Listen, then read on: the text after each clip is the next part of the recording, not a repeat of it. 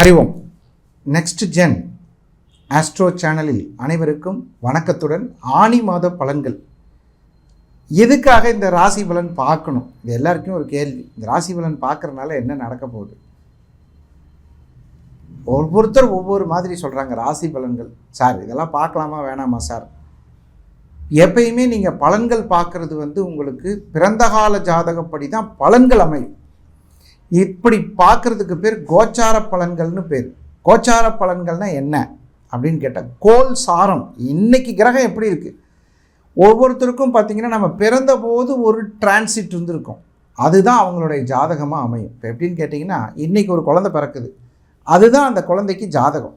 லக்னம் மட்டும் டயத்தை பொறுத்து மாறும்.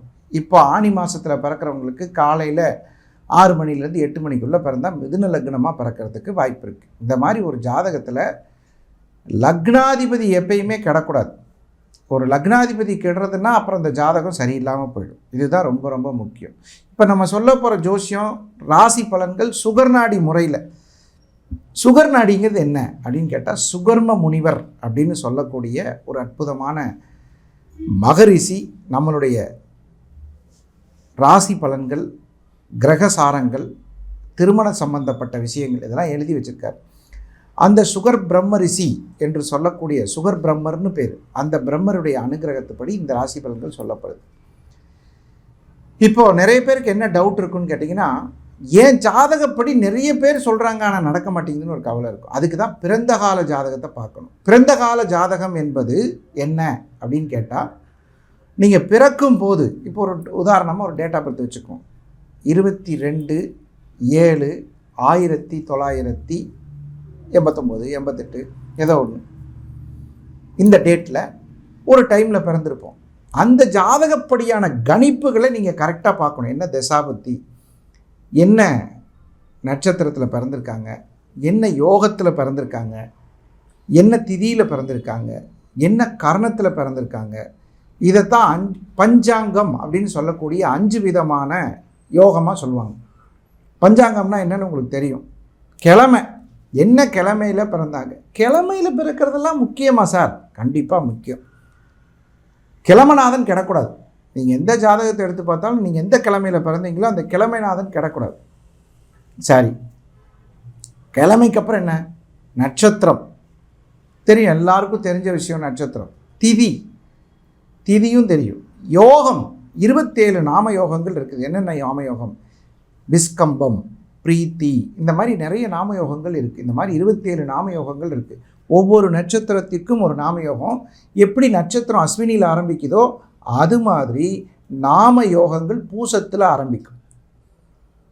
அந்த பூசத்தில் ஆரம்பித்து திரும்ப புனர்பூசம் வரைக்கும் வரும். இந்த மாதிரி திதியும் ஒரு இடத்துல ஆரம்பிக்கும், கர்ணம் ஒரு இடத்துல ஆரம்பிக்கும். இந்த மாதிரி பல இடங்களில் பார்க்கும்போது அதுதான் யோகம்னு சொல்லப்படுது. நிறைய பேர் கேட்குறேன், என்ன யோகத்தில் பிறந்தீங்க நீங்கள்? சார் நாங்கள் ஒரு நல்ல யோகத்தில் பிறந்தோம் சார் அப்படிம்பாங்க. இதில் யோகத்தில் இன்னொரு யோகம் இருக்குது, கேள்விப்பட்டிருக்கீங்களா? விபரீத ராஜயோகம் அப்படின்னு ஒரு யோகம். அந்த மாதிரி அந்த யோகங்கள் வேறு. நம்ம பிறக்கும்போது ஒரு யோகம் இருக்கும், அந்த யோகத்தையும் பார்த்து பலன் சொல்லுவாங்க. அதுக்கப்புறம் கரணம்னு ஒன்று இருக்குது. திதியில் பாதி கரணம். திதினா தெரியும் உங்களுக்கு. அந்த திதியில் பாதி கரணம். கரணம் காரியத் பவா அப்படிம்பாங்க. நிறைய கோயில்களெல்லாம் போய் பார்த்தீங்கன்னா கும்பாபிஷேகம் பண்ணும்போது என்ன போட்டிருப்பாங்கன்னா, இந்த கும்பாபிஷேகத்துலாம் பார்த்தீங்கன்னா கர்ணம் அப்படின்னு சொல்லி எழுதியிருப்பாங்க. இந்த கர்ணத்தில் இந்த கும்பாபிஷேகம் செய்யப்பட்டது அப்படின்னு சொல்லி போட்டிருப்பாங்க. ஸோ இந்த மாதிரி ஒரு ஜாதகத்தில் 5 அங்கங்கள் என்று சொல்லக்கூடிய பஞ்சாங்கம் கண்டிப்பாக நமக்கு தெரியணும். இப்போது 12 ராசிகளுக்கான ராசி பலன்கள், ஆணி மாத ராசி பலன்களை இப்போ பார்ப்போம். எதையும் தாங்கும் இதயம் படைத்தவர்கள் மகர ராசிக்காரர்கள். மனதில் எந்த விதமான கஷ்டம் வந்தாலும் தாங்கிக் கொள்ளும் பலம் படைத்தவர்கள். எதையும் வெளியில் காமித்து கொள்ள மாட்டார்கள். கட்டப்பாறை குத்து வாங்கின நெஞ்சியா இது அப்படின்னு சொல்லக்கூடிய அளவில் பலம் பொருந்தியவர்கள். இது சாதாரண பலம் இல்லை. மகர ராசியினுடைய கர்ம பலம். 10ஆம் அதிபதி ராசி, சாதாரண ராசி இல்லை, 10ஆம் ராசி. காலபுருஷனினுடைய 10வது ராசியில் பிறந்த நீங்கள் வல்லமை படைத்தவர்கள், வழிநடத்தி செல்லக்கூடியவர்கள், தலைமை பதவிக்கு தயாராகக்கூடியவர்கள், எல்லோரையும் பாராட்டும் எண்ணம் படைத்தவர்கள். துயரங்களை தாங்குவதற்கு ஒரு மனம் வேண்டும். அப்படிப்பட்ட ஒரு மனம்தான் மகர ராசி மனம். மண் அமையும் காலம் இது. ஒருத்தருக்கு மண் அமையிற காலம் ரொம்ப ரொம்ப தெய்வாம்சம். மண்ணுனா என்ன சார், மண் அமையிறது என்ன சார் பெரிய விஷயம் அப்படின்னு கேட்டால், மண் அப்படிங்கிறது பூமி, அது எல்லாருக்கும் தெரியும். ஆனால் பூமின்னு நான் சொல்கிறது, ஏக்கர் கணக்கில் தோட்டம் வாங்கணுங்கிற ஆசை எல்லாத்துக்கும் இருக்கும். ஆனால் மகர ராசிக்காரர்களுக்கு இந்த காலகட்டத்தில் 4ஆம் அதிபதியான செவ்வாய் என்று சொல்லக்கூடிய பூமிகாரகன் பலமாக இருக்கக்கூடிய காலகட்டத்தில் உங்களுக்கு மண் மனை பூமி அமையக்கூடிய வாய்ப்பு ஏற்படும். சிலருக்கு வீடாக இருக்கலாம், சிலருக்கு வண்டியாக இருக்கலாம், சிலருக்கு மனைவியாக இருக்கலாம், சில பேருக்கு பூமி அமையலாம்.